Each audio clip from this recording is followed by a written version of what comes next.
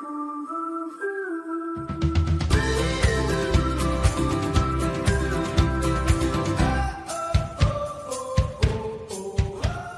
kuliah hukum perlindungan konsumen untuk mahasiswa jurusan ilmu hukum. Topik ke-13 dari 30 topik. Keterkaitan hukum perlindungan konsumen dengan perbankan. Disediakan di channel Global Tutorial. Undang-Undang Dasar 1945 adanya perlindungan hukum bagi setiap warga negara Indonesia tanpa terkecuali. Karena itu, produk legislatif harus senantiasa mampu memberikan jaminan perlindungan hukum bagi semua orang, bahkan mampu menangkap aspirasi-aspirasi hukum dan keadilan yang berkembang di masyarakat. Undang-Undang Nomor 7 Tahun 1992 tentang Perbankan Pasal 29 Ayat 5, berbunyi, untuk kepentingan nasabah, bank menyediakan informasi mengenai kemungkinan timbulnya risiko kerugian bagi transaksi nasabah yang dilakukan melalui bank. Di dalam Undang-Undang Perbankan ini, penjelasan pasal tersebut menyatakan bahwa informasi yang disediakan untuk nasabah tersebut adalah informasi mengenai tingkat risiko dan kegiatan yang menjadi sasaran penggunaan atau penempatan dana. Apabila informasi ini telah disediakan, bank dianggap telah melaksanakan ketentuan ini. Informasi tersebut perlu diberikan oleh bank, dalam hal ini bank bertindak sebagai perantara dalam melakukan penempatan dana dan nasabah atau menjual surat berharga untuk kepentingan dan atas perintah nasabahnya. Setelah hiruk-pikuk krisis moneter pada tahun 1997, yang kemudian diikuti dengan likuidasi sejumlah bank, ibarat liquidation nikmah, pemerintah telah mengajukan usulan perubahan Undang-Undang Nomor 7 Tahun 1992 tentang Perbankan. Usulan itu telah disetujui dan diundangkan menjadi Undang-Undang Nomor 10 Tahun 1998. Kata bagi dalam pasal 29 ayat 5 Undang-Undang Nomor 7 Tahun 1992 diubah dengan kata sehubungan dengan. Selengkapnya menjadi pasal 29 ayat 4 Undang-Undang Nomor 10 Tahun 1998. Berbunyi, untuk kepentingan nasabah, bank wajib menyediakan informasi mengenai kemungkinan timbulnya risiko kerugian sehubungan dengan transaksi nasabah yang dilakukan melalui bank.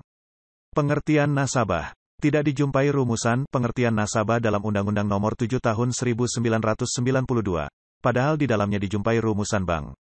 Dalam praktik-praktik perbankan, setidaknya dikenal 3 macam nasabah. Pertama, nasabah deposan, yaitu konsumen dalam hukum perbankan nasabah yang menyimpan dananya pada suatu bank, misalnya dalam bentuk deposito atau tabungan lainnya. Kedua, nasabah yang memanfaatkan fasilitas kredit perbankan, misalnya kredit usaha kecil, kredit pemilikan rumah, dan sebagainya. Ketiga, nasabah yang melakukan transaksi dengan pihak lain melalui bank. Misalnya, transaksi antara importir sebagai pembeli dengan eksportir di luar negeri. Untuk transaksi semacam ini, biasanya importir membuka letter of credit, LC, pada suatu bank demi kelancaran dan keamanan pembayaran. Pelayanan bank. Kenyataan membuktikan bahwa bank merupakan simbol kepercayaan masyarakat terhadap kondisi moneter suatu negara. Begitu besarnya kepercayaan masyarakat terhadap bank sehingga sebuah bank sedikit saja menderita sakit, pengaruhnya cukup terasa bagi sendi-sendi ekonomi negara. Peran otoritas moneter, seperti Bank Indonesia, mutlak diperlukan guna mengawasi tingkat kesehatan suatu bank.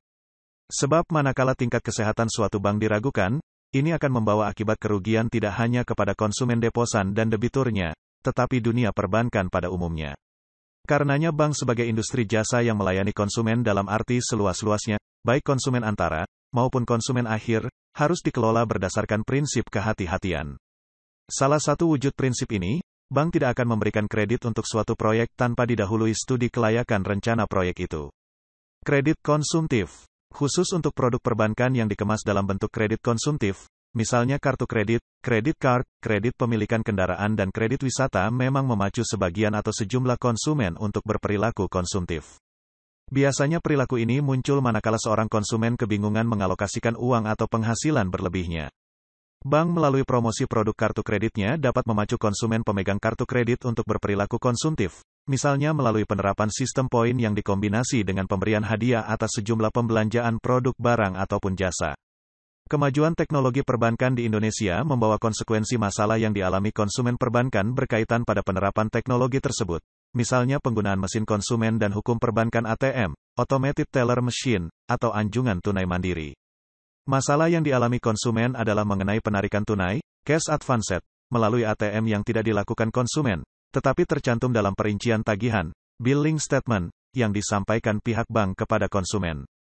Padahal hanya pihak bank dan konsumen saja yang tahu nomor PIN, Personal Identification Number, dari kartu ATM konsumen yang bersangkutan. Kemajuan teknologi perbankan sepintas hanya memberikan keamanan pada pihak bank saja, sedangkan tidak demikian halnya bagi konsumen sehingga ide peningkatan pelayanan konsumen melalui teknologi perbankan hanya semacam lip service saja. Informasi produk. Dari sudut perlindungan konsumen, penggunaan teknologi perbankan tidak cukup hanya menawarkan berbagai kemudahan dalam bentuk, misalnya kemudahan pembayaran lebih dari 12 juta tempat di seluruh dunia, penarikan tunai 24 jam di seluruh dunia menciptakan citra eksklusif bagi pemegang, pemiliknya, dan sebagainya. Pemanfaatannya harus diikuti pula dari segi keamanannya bagi konsumen. Praktik perbankan mengindikasikan bahwa yang paling banyak dirugikan adalah konsumen. Bank tidak mau tahu dengan transaksi dan penarikan tunai yang tidak dilakukan konsumen, tetapi tercatat dalam rincian tagihan konsumen yang bersangkutan. Penyampaian informasi produk perbankan seyogianya disampaikan secara proporsional. Artinya, bank tidak hanya menginformasikan keunggulan atau kekhasan produknya saja, melainkan juga sistem keamanan penggunaan produk yang ditawarkan, sistem perhitungan bunga baik untuk konsumen deposito maupun konsumen debitur.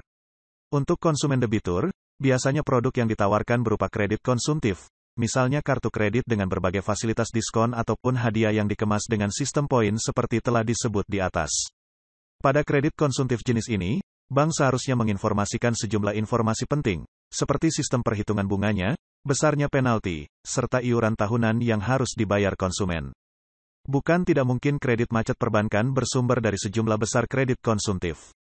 Penyebabnya diduga berasal dan iming-iming produsen perbankan yang tidak diikuti dengan penyampaian informasi penting tersebut sehingga secara tidak langsung menciptakan perilaku konsumtif pada masyarakat konsumen. Dalam hal konsumen dikenakan tagihan atas kredit konsumtif, misalnya kartu kredit, yang bukan menjadi tanggung jawabnya, fenomena yang mengemuka adalah pelanggaran hak konsumen untuk mendapatkan barang atau jasa sesuai dengan nilai tukar yang diberikannya.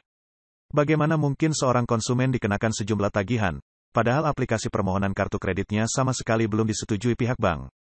Sehingga fenomena yang timbul, kecanggihan teknologi perbankan ternyata belum memberikan jaminan keamanan bagi konsumen. Pada akhirnya, semua bergantung pada sikap jujur dan profesional orang di balik teknologi tersebut. Dalam hubungan ini, peran Bank Indonesia sebagai institusi pengawas perbankan, termasuk pengawasan pelayanan bank terhadap konsumennya sangat diperlukan. Bank Indonesia perlu menginformasikan kepada masyarakat konsumen mengenai kelembagaan bank dan sistem pengawasan atas pelayanan yang diberikan kepada para konsumennya. Keterbatasan instrumen hukum. Fenomena kenaikan suku bunga KPR menempatkan konsumen pada posisi lemah dan tak berdaya. Mereka bukan sebagai penyebab gejolak moneter, tetapi harus turut pula menanggung beban. Sampai di sini perspektif keadilan mulai dipertanyakan. Instrumen hukum perdata tak banyak menolong konsumen, malah justru menempatkannya pada posisi terpuruk. Dalam perjanjian KPR atau akta pengakuan hutang, konsumen sering dihadapkan pada klausula yang menyatakan bahwa konsumen menyetujui perubahan suku bunga sewaktu-waktu tanpa diperlukan persetujuan terlebih dahulu dari konsumen dan perubahan tersebut bersifat mengikat. Dengan pemberitahuan tertulis, pihak bank pemberi KPR berhak secara sepihak menaikkan atau menurunkan suku bunga KPR. Apalagi mengenai tingkat suku bunga, Bank Indonesia menyerahkan sepenuhnya kepada kebijakan bank yang bersangkutan. Itu berarti konsumen KPR tidak terlindungi oleh naiknya suku bunga KPR, sebagaimana telah mengemuka di atas. Belum lagi masalah tagihan denda keterlambatan, late charge, atau penalti atau yang sejenis dengan itu. Keterlambatan pembayaran disebabkan kenaikan jumlah angsuran KPR bulanan yang jauh di atas rata-rata penghasilannya. Sebaliknya pihak bank dilindungi perjanjian standar perbankan, dalam hal ini perjanjian KPR, dengan klausula sepihak dan pihak bank yang pada intinya menegaskan bahwa nasabah, konsumen, tunduk pada segala petunjuk dan peraturan bank yang telah ada dan yang masih akan diterapkan kemudian oleh pihak bank. Klausul tersebut sebenarnya tidak sah karena tidak ada kesepakatan murni dari pihak konsumen. Lagi pula klausul tersebut bertentangan dengan kepatutan. Kepatutan menghendaki bahwa dalam suatu perjanjian, suatu pihak hanya terikat kepada ketentuan-ketentuan atau syarat-syarat yang sebelumnya telah diketahui dan dipahami oleh yang bersangkutan. Ketakberdayaan konsumen KPR juga terjadi dalam menghadapi naiknya suku bunga, tak mendapat akses memadai dalam segi perlindungan hukum. Belum jelas benar bagaimana bukti konkret bahwa perbankan Indonesia berasaskan demokrasi ekonomi dengan menggunakan prinsip kehati-hatian, prudential principle. Bagi konsumen, tingginya suku bunga KPR saat ini memperburuk posisinya yang semula memang sudah tidak imbang posisi tawarnya, bargaining position, tak banyak yang bisa dilakukan. Menunda pembayaran angsuran KPR sama saja membuka peluang bank untuk menyita, mengeksekusi rumahnya. Terpaksa membayar pun bukanlah pilihan yang baik. Itulah dilema konsumen KPR, take it or leave it. Teknologi informasi dalam perbankan. Dalam era globalisasi, pembangunan ekonomi nasional tidak terlepas dari peran penting teknologi sebagai pendukung sekaligus pendorong dunia usaha dalam hal menyediakan barang ataupun jasa sehingga dapat meningkatkan kesejahteraan masyarakat banyak. Pada prinsipnya, teknologi informasi dapat diterapkan pada setiap kegiatan manusia, seperti bidang keuangan, kesehatan, militer, rumah tangga, dan industri. Dari kenyataan tersebut, kegiatan manusia yang berbasis pada teknologi informasi berkembang pesat telah menyebabkan perubahan-perubahan mendasar dalam penyelenggaraan dan cara pandang terhadap teknologi informasi. Sangat berpengaruh pada berbagai segi kehidupan, dengan perkataan lain bahwa manusia pada saat ini sangat tergantung kepada teknologi. Kebijakan yang dikeluarkan oleh pemerintah, khususnya paket kebijakan tanggal 27 Oktober tahun 1988 tentang adanya kemudahan dalam pendirian bank dan kantor cabang lembaga keuangan non-bank mengakibatkan jumlah bank umum dan bank perkreditan rakyat semakin banyak. Selain itu, kemajuan teknologi informasi menyebabkan persaingan industri perbankan semakin ketat. Transaksi-transaksi perbankan beraneka ragam dan setiap bank mencari cara-cara baru untuk menawarkan jasanya, antara lain dengan disediakannya mesin ATM, jasa perbankan melalui telepon hingga media internet.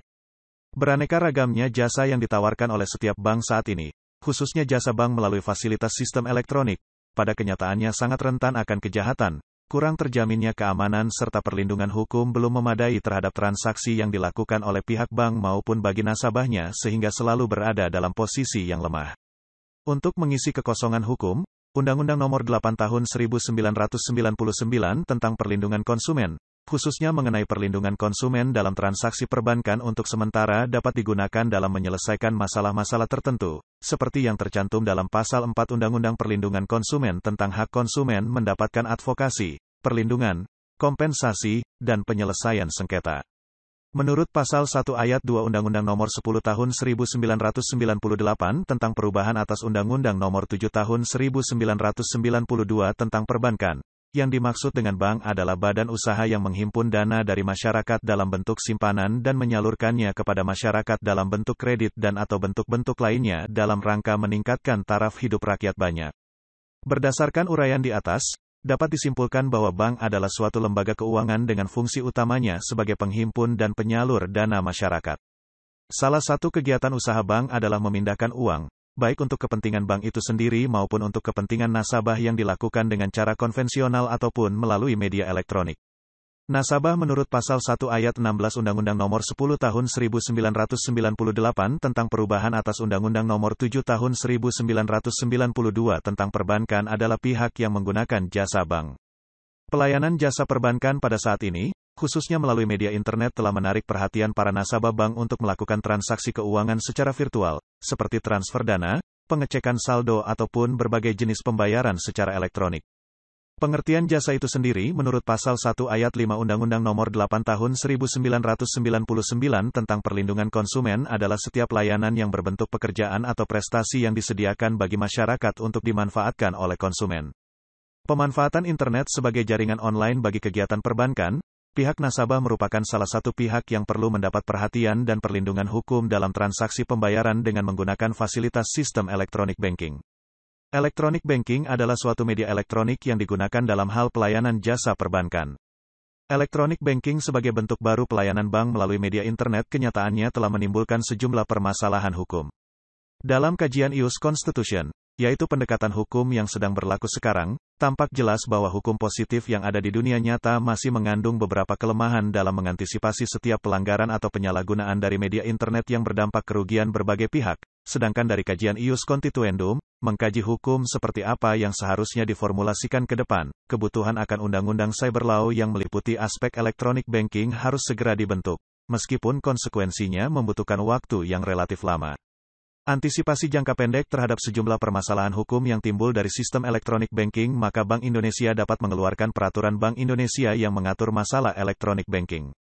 Kehadiran internet banking telah memberikan kemudahan bagi penggunaan media ini, baik pihak bank sebagai penyedia layanan dan nasabah selaku pemanfaat dari media layanan ini, tetapi kelebihan ini akan menjadi berkurang apabila sistem keamanan dalam transaksi tidak terjamin.